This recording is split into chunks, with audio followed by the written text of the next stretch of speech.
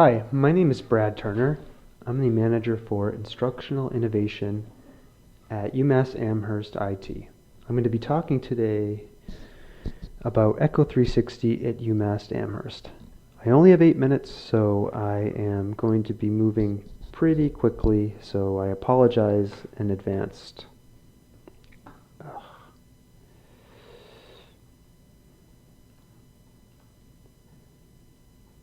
Hi, my name is Brad Turner. I'm the manager for instructional innovation at UMass Amherst IT, and I'm going to be talking to you today about Hi, my name is Brad Turner. I'm the manager for instructional innovation at UMass Amherst IT, and I'm going to be talking to you today about Echo 360 at UMass Amherst.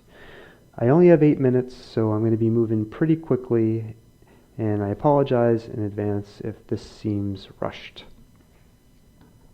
But a little bit about me. I am an instructional technologist, and I work with a group of amazing people to bring technology to teaching and learning here at UMass Amherst. I have been using Echo 360 since 2012, and as you may be able to tell by my picture here, I am a beard and tattoo enthusiast. I apologize that I couldn't be there in DC with you today. I hurt my back 2 weeks ago, and my doctor and physical therapist advised me not to travel. So, in lieu of me being there, here are some pictures of me earlier this summer gallivanting around Washington, D.C. So if you go to Capitol Hill or the White House or the mall, you can pretend I'm there with you by thinking about these pictures. So a little bit about UMass. We're the flagship campus of the university system. We're about 100 miles west of Boston, out in the woods and cow fields of rural America here. We have an undergraduate enrollment of 23,000, about 1,500 full-time instructional faculty, 8 schools and colleges, 86 bachelor degree programs, 76 master's programs, and 48 doctoral programs. We've been using Echo 360 in one form or another since 2011. In 2011, we spun up our first instances of the old Echo 360 platform, the ESS, and around the summer of 2016, we began our transition to the active learning platform, or the ALP, as I'm going to call it from this point forward. I'm not going to go into this whole diagram, but it was a long and involved process in which we ran multiple systems at the same time, but ultimately it all worked out well, and today we have about 122 classrooms with Echo 360 recording capability. We have almost 1,200 instructors using Echo 360. 20,500 students. We have 722 courses in the ALP, and this fall we had approximately 4,000 scheduled recordings.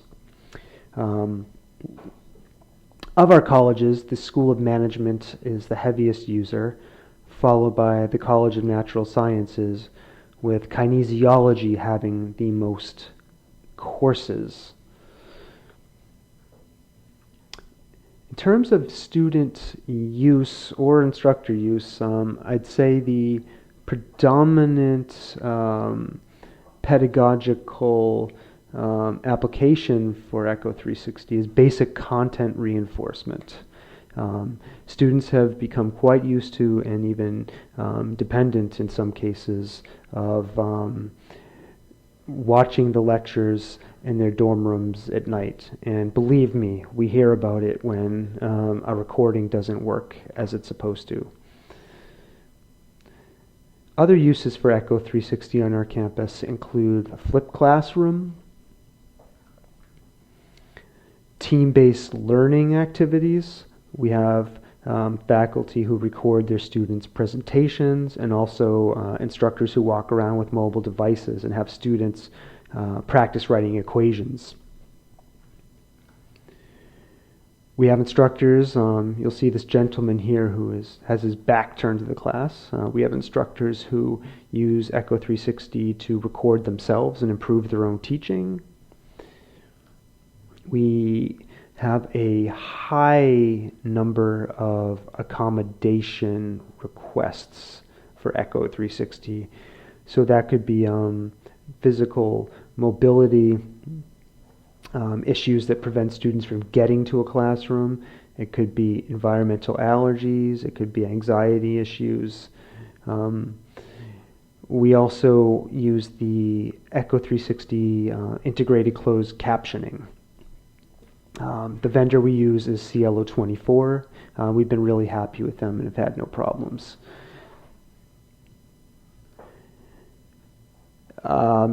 Echo 360 is also used when faculty can't make it to class because they're sick, or we have students who will request Echo 360 or the classrooms or the classes be recorded because they can't make it to class.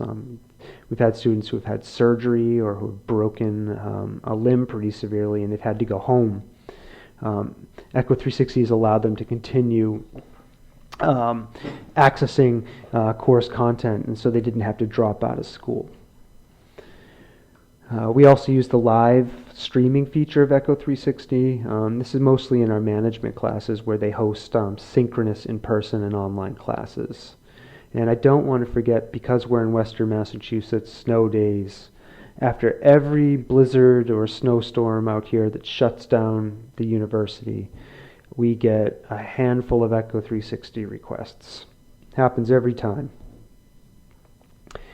So I was also asked to think about some of the challenges we face for Echo 360 here on our campus. And I think one of the biggest ones is going from a pedagogical application of basic content reinforcement to using engagement features. There are a number of reasons why we're challenged in this area. One of them is our wireless infrastructure.